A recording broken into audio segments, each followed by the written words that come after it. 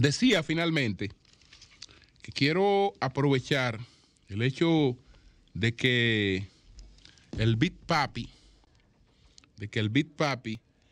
David Ortiz, pues reapareció en el maratón de Boston. Esta vez, pues el Big Papi reaparece como el gran mariscal de este maratón de Boston. Y Boston lo hace para recordar aquella hazaña de David Ortiz en un momento en el que pues esa ciudad estaba estremecida de dolor, de impotencia por un acto terrorista. Y realmente yo creo que David fue la voz que hizo mirar hacia el futuro con esperanza e hizo saber que los terroristas no pueden cumplir con su objetivo. Es decir, que una ciudad no puede quedar bajo el dominio de un hecho terrorista. Entonces ahí es que él pronuncia aquellas palabras que dice: esta es nuestra ciudad. En medio de todo hubo un San Antonio, cuando él pronunció aquello que dijo: esta es nuestra ciudad, y nadie va a dictar nuestra libertad, manténganse fuertes. Señores, eso fue suficiente, ese mensaje fue suficiente para ver lo que había ocurrido como un hecho negativo, como un hecho que había que censurar, que había que investigar, que había que llevar hasta las últimas consecuencias, pero con un hecho que no podía apalabrar a una ciudad. Y entonces, en reconocimiento de esto, pues David, que es una de las figuras más queridas de Boston, pues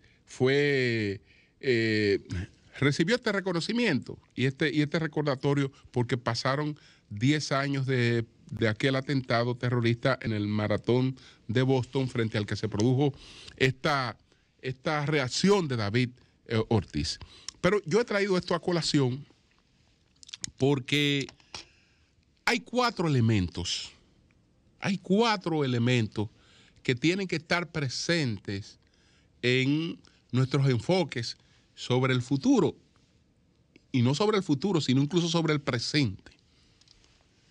Algunos están desde hace tiempo, de esos cuatro elementos, esas cuatro patas de la mesa, pero que tenemos que tenerlas presentes. Una está desde hace tiempo con nosotros, que es la automatización. La automatización, digamos que es un proceso que nos está acompañando desde las revoluciones industriales y sobre todo desde la segunda revolución industrial. Y se ha ido perfeccionando con el desarrollo tecnológico. Y es uno de los elementos que hoy se presentan como uno de los grandes desafíos. Todo este proceso de automatización que va llevando a la sustitución de trabajo físico. Pero ese proceso de automatización ahora tiene otra compañía, que es la compañía de la inteligencia artificial, de la que hemos estado hablando mucho a propósito del seminario de Funglode este fin de semana y de Sofía, y ya hasta el presidente anunció que el gobierno viene en esa onda. Entonces, automatización, inteligencia artificial son dos patas de esa mesa. Una tercera pata de esa mesa, una tercera pata de la mesa, es entonces la impresión 3D.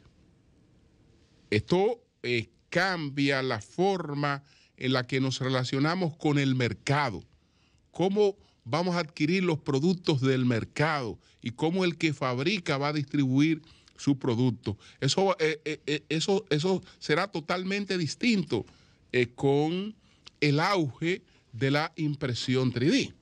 Y esto nos plantea grandes cambios y grandes desplazamientos. Incluso, afortunadamente también, en lo que son las emisiones de gases de efecto invernadero, este proceso va a contribuir con una reducción significativa.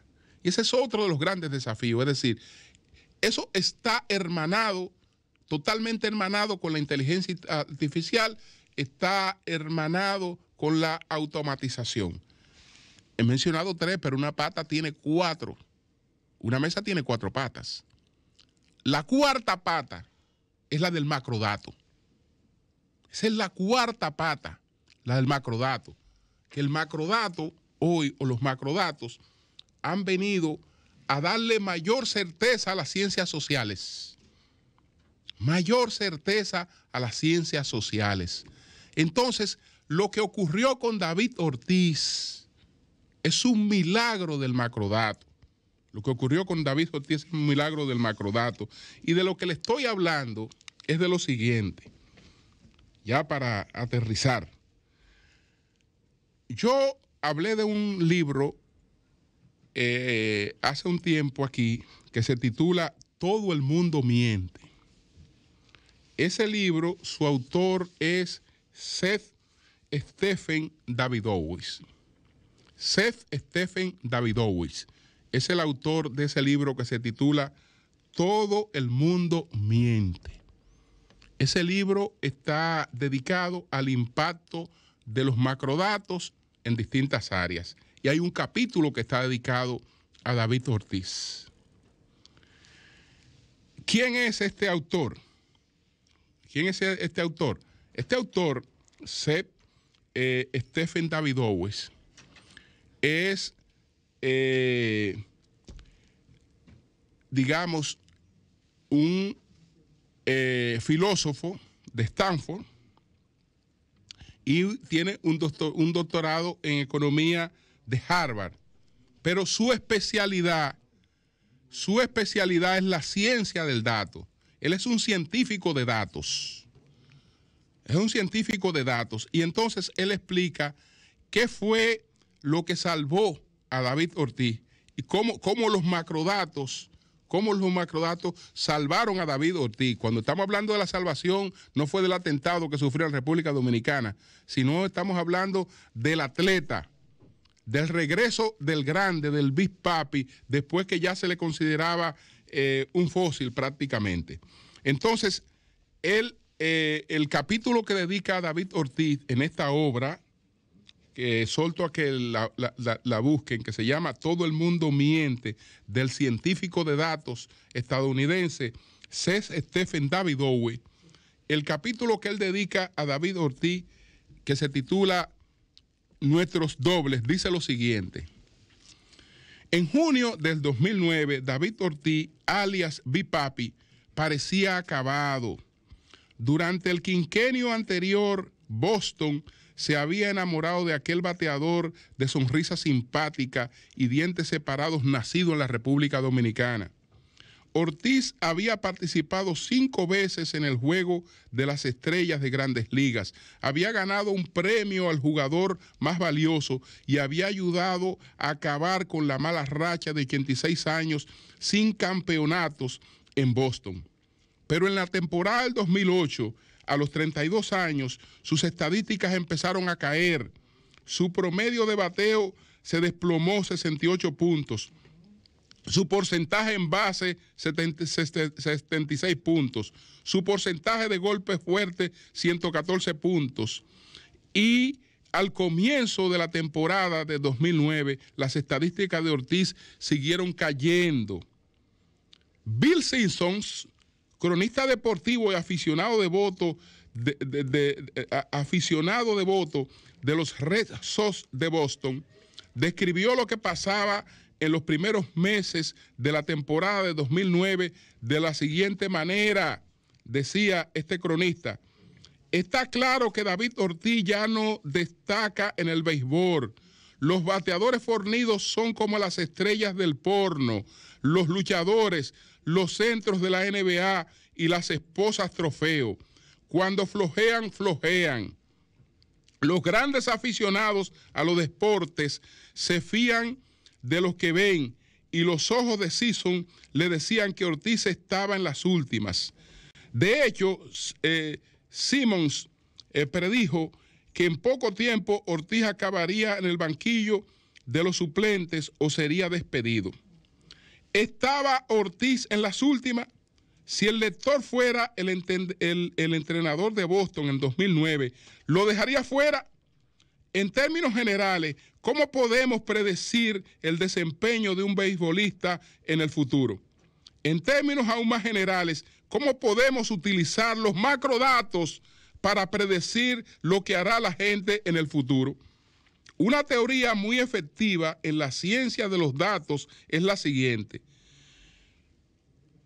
Constata lo que se ha hecho con las estadísticas del béisbol y espera a que se extienda a otras áreas de la ciencia de datos.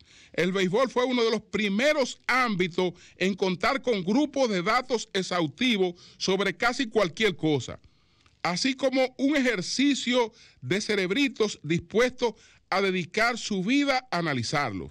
Hoy en día, casi todos los campos están en ese punto o se acercan.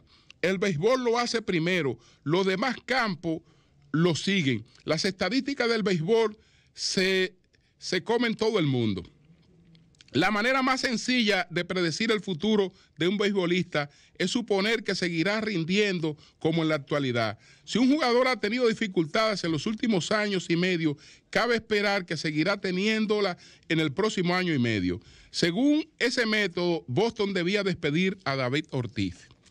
Bueno, sin embargo, puede que hubiera más información pertinente. En la década de 1880, Bill James, a quien se le puede considerar el fundador del estudio estadístico del béisbol, recalcó la importancia de la edad, los beisbolistas, y descubrió James que alcanzaban su punto culminante pronto, en torno a los 27 años. Los equipos tendían a pasar por alto lo mucho que decaían los jugadores conforme maduraban. Señores, para resumirle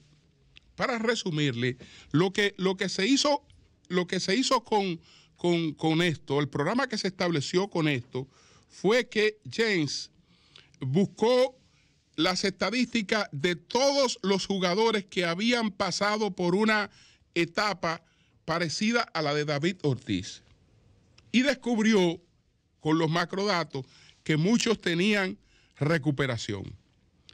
Y al analizar detenidamente la situación de David Ortiz, le predijo a Boston con exactitud que era un hombre absolutamente recuperable.